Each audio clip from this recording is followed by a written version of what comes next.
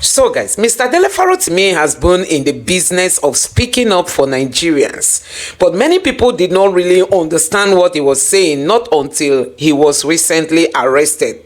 Currently, Mr. Dele Farotimi is seen as that voice in the wilderness, speaking on the behalf of Nigerians. Don't forget that people like Professor Udenta came out to say that the Tinubu's government is profiting from the prosecution that Dele Farotimi is experiencing now, because they know that Dele Farotimi is a very strong critic of the current government, and he has taken his stance. He has not made any shift. So just take your time, watch this video and understand what Mr. Dele Farotimi said about Nigeria and how this country is not a democracy. The way you've captured the whole country, rendered all of us as slaves, divided us along religious and ethnic lines so that you continued your stealings, is done. What are you going to promise them again? Nigeria is not a democracy. You are not citizens. Our country is ruled by impunity and not by law. However, for you to remain human, justice must prevail in your space. It is the absence of justice, in this case, economic justice, that has driven people onto the street. It is your right to protest. The silence of the lamb victimizes it. If the lamb would cry, even as the dog barks, men would think twice about slaughtering it. The silence of the lamb victimizes it. Do not be silent. This venal class have no problem whatsoever with turning all of us to slaves if we would keep quiet. The churches, the mosques, the traditional rulers, they are all complicit. Your right to protest is guaranteed even by the fraudulent constitution by which they have enslaved us. But please, I beg you in the name of the Almighty, however you worship Him, please, I beg you, refrain from an embrace of violence. Articulate your demands. Be unyielding in standing behind them. But please, I beg you, avoid violence. The system profits when you embrace violence, and the system prefers that you embrace violence. Because in your embrace of violence, your struggle is delegitimized and you are silenced. Or shall I say, the causes, all rooted in the same thing. Even the silence of Ndigo and their attempt at staying above the fray is in itself a reaction. Let them not say we did it. Let's stay out of it. Let it not be said we are the reason. Let it not be said we started it. So Ndigo has kept quiet. Cause and effect. The northern streets are boiling. Cause and effect. But if I speak about cause and effect, you must understand that there are intended causes and then there are unintended causes. There are intended outcomes and then there are unintended consequences. There are easily foreseeable and desirable consequences, not necessarily desirable to the victim, but desirable to those who initiated the cause. And then there are unintended and undesirable consequences, all of which was never envisaged or expected by those who initiated the cause. Let us attempt to break this down one by one. Exactly what may be said to be the cause? What exactly may we say to to be the cause. What I have done is to list a litany, outline a litany of what has led us to where we are today. A man comes into office.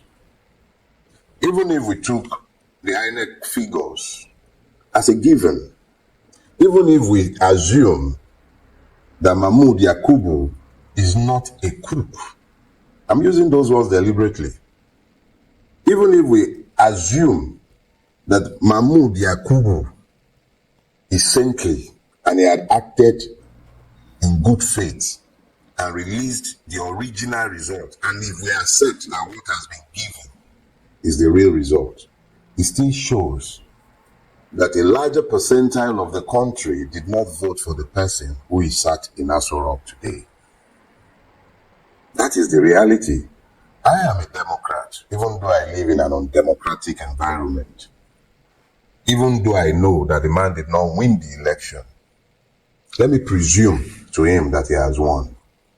And it is on the basis of this presumption that one might be able to engage.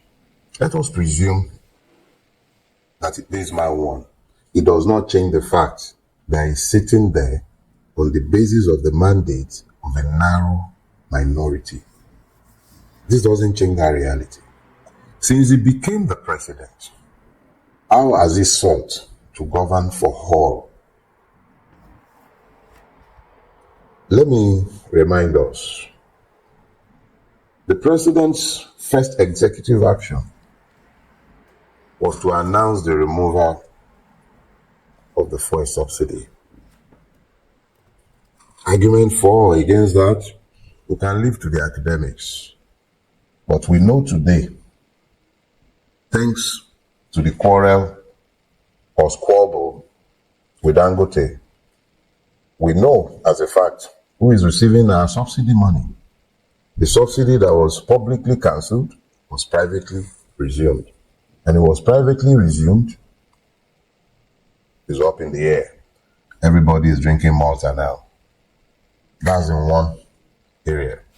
The multiplier effect of that singular pronouncement has meant that costs have literally gone through the roof. Food inflation is about 300% or more in most cases. Some things have become completely unavailable. A bag of rice, 85,000 or 90 in some cases. The man's salary, 70,000. That is what the government has recommended and signed into law. A lot of states are unable to pay that. A lot of private employers are incapable of making that payment. There is a bleak reality out there for a whole lot of people. Begging is on another scale. People who would never ever beg anybody have been turned into beggars over the last 1 year. The quality of life has become horrible for everybody. In the midst of that, the security situation in the northern part of Nigeria has degenerated completely. When we in the south hear of banditry, what we think of most of the time, because that is our own encounter with banditry, we think of when you're traveling on the highway and you might get kidnapped, or if you're living in Abuja and they walk into your home and kidnap you wholesale. So it's either you're on the road to get kidnapped or you live around Kaduna or Abuja. That is the impression of the average southerner. But the reality is that the northerner, for him, banditry means he's unable to go to his farm. He's unable to stay in his village. The rural area has been despoilated. Banditry means there is illegal mining going on in which the police, the DSS, the military, the government officials, emirs are complicit. But because of their complicity, it's completely abandoned and the Nigerian press is not reporting what is going on. So for him in the north, you've got complete disruption of his way of life. Now here is the thing. The Nigerian press, complicit in the mess, compromised almost beyond redemption, do not report these truths. So the north is left alone. So when we're talking insecurity, we rarely ever speak to the pains of the north because we are rarely ever properly informed about the pains of the North. So here is what has now happened. Because of the unprecedented amount of hunger, the level of multidimensional poverty that has been layered on top of the existing structured poverty of the Northern Earth, what you have today is that for the first time in 37 years, let me repeat myself. Did I get that right? The last time the North was involved and was part of a national movement for change was in 1986, 1987, during the SAP riots in the Babangida years. In the immediate aftermath of the SAP riots, the government took a deliberate decision to divide Nigerians along ethnic and religious lines. In the North, Islam was weaponized on campuses to ensure that the northern campuses were unable to respond to national calls for strikes. In the South, fraternities were militarized so that we were unable to speak with one voice in most cases. When issues came up that should unite us, we began to speak in divisive tones, and Nigerians were steadily and deliberately divided. Trade unions were infiltrated. Nigerian Labour Congress, the Nigerian Medical Association, Nigerian Bar, every influential trade organization, every collective that used to speak with solidarity, ASU, all of them infiltrated and factionalized just to ensure that they were unable to speak with one voice. So the North has never, since 1987, been part of a national movement for change. All that has ever happened is that the people in the North, the common men, were weaponized and used to maintain the status quo. So every time there was a national movement for change called out in the southern part of Nigeria, where the pains of the victimization of the system are largely felt, what tended to happen was that the South will be speaking in one way, the North will be speaking in another way, structured to be like that, systemized and maintained since 1987. In recent times, I've had occasion to speak, and I have said, I think about 4 or 5 years ago, that until the North is ready for change, Nigeria will not change. The North is ready for change now, but the leaders of the North, are they ready for change? This is a call out. This is a call out because when you leave a people devoid of purpose, what you find is the chaos and anarchy that we have witnessed on northern streets in recent days. I would explain. Once upon a time, it was the politicians who harmed and maintained the mobs and directed them to purposes. And then there were traditional levers of powers that also could mobilize these mobs on the street. And then there are the madrasas, the sheikhs and imams. Today, cause and effect. All these levers were largely pressed into service in ensuring the emergence of Bola Ahmed Tinubu as president of Nigeria, in fulfillment of the many lies that have been told to the people that religion will somehow evaporate our problems, in forgetting completely that God has left the governance of this earth to the sons and daughters of men. It is up to us to fix our country. Saudi Arabia is not less Islamic than Nigeria. Look at Saudi Arabia today under bin Salman. Look at Dubai. They're Muslim countries. Look at Qatar. Those are Muslim countries, but it hasn't stopped them from progressing. Every country develops on the back of hegemonies. What has the hegemony that produced Bola Ahmed Tinubu done for Nigeria? You've destroyed Nigeria. That's essentially what has been done. That hegemony as members from across the length and breadth of Nigeria. I'm not suggesting that it's a northern thing alone, but the northern prerogative is real. We cannot pretend that it is not there. It is there. But what has it done? What you're seeing on your streets, your inability to speak to your people, is because you are the ones who have sustained the lies to the point where you are at today, and it's almost impossible for you to now tell them the truth of what will bring back peace to the north. But I'll suggest a few to you, if you will allow me to. Peace can only be guaranteed by justice. Justice can only be guaranteed by equity. Equity can only be guaranteed by love. Each and every one of us must embrace this doctrine and understand very clearly that if we sow storms, we will reap exactly whatever it is that we have sown.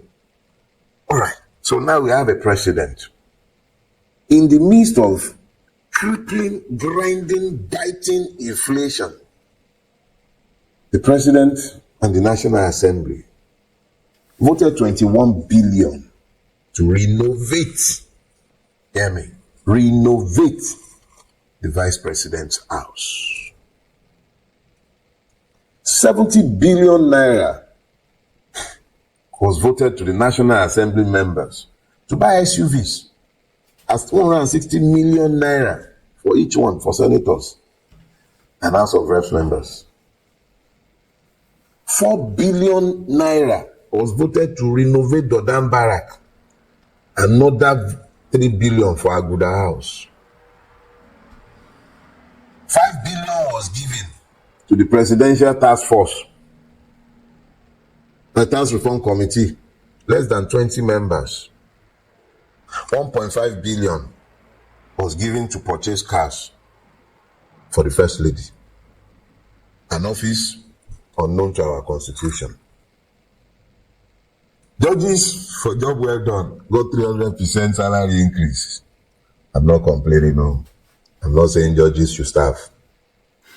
5 billion was budget for presidential fleet. At least one people, they'll buy fuel now, have you? Every senator gets 21 million naira monthly. No, don't worry. I didn't forget the reps. 13.5. This government voted it.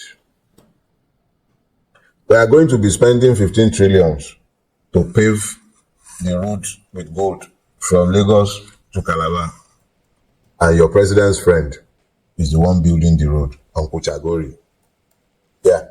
Unlike when they used to go to Mina, if they wanted to speak with the occupiers of Aso Rock, these days they go to Uncle Chagori in France so that he can speak with his friend, the same one who gave him the road.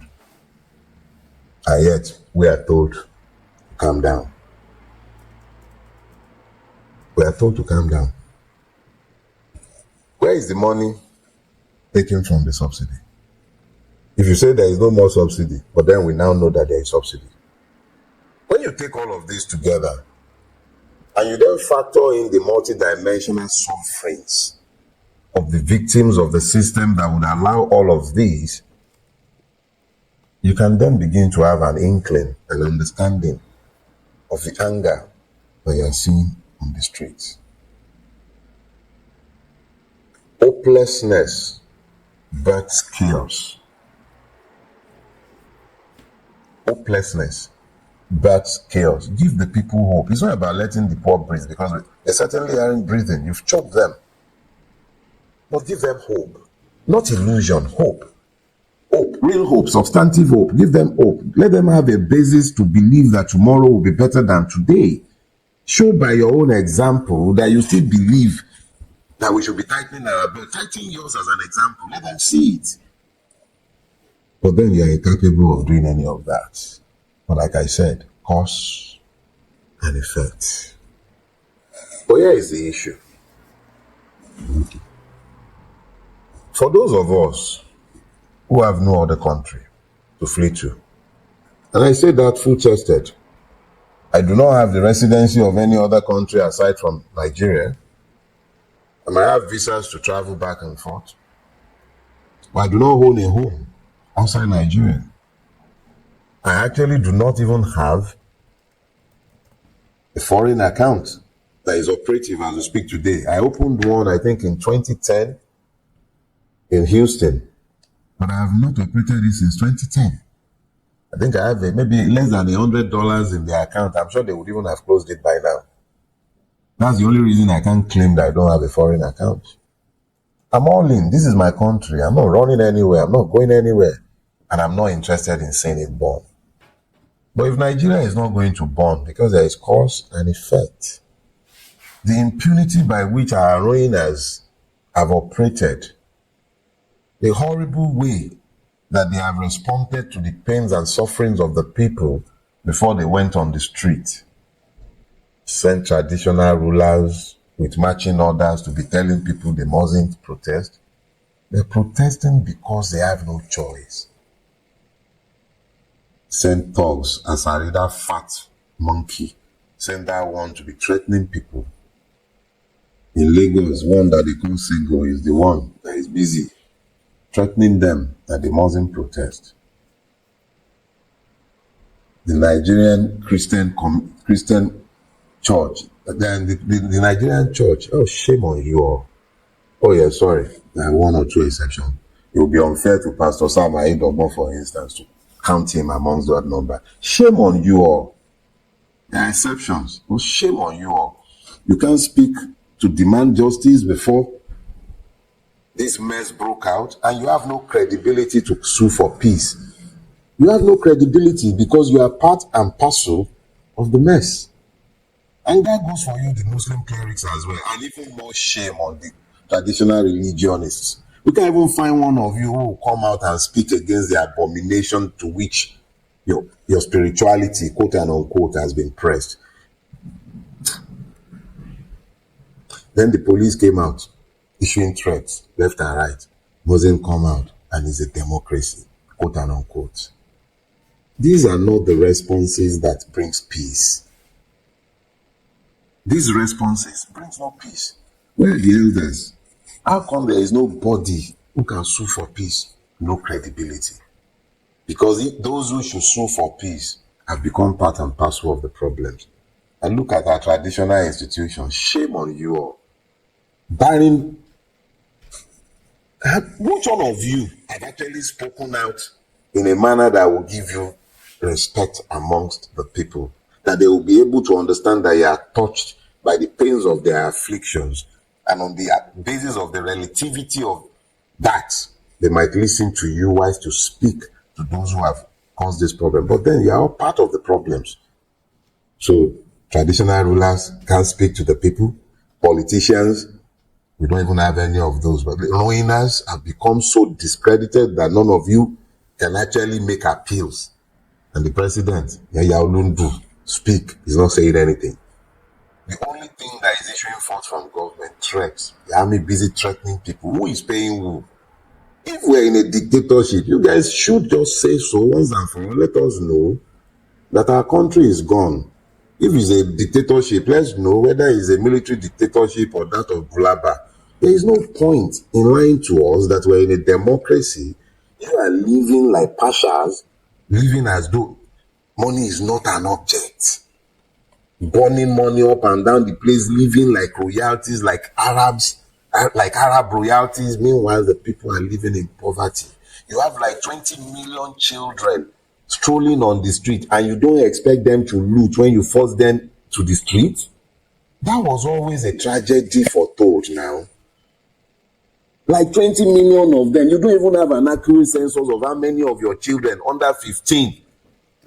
United Nations last estimate was 16 million of our children under 14 years old.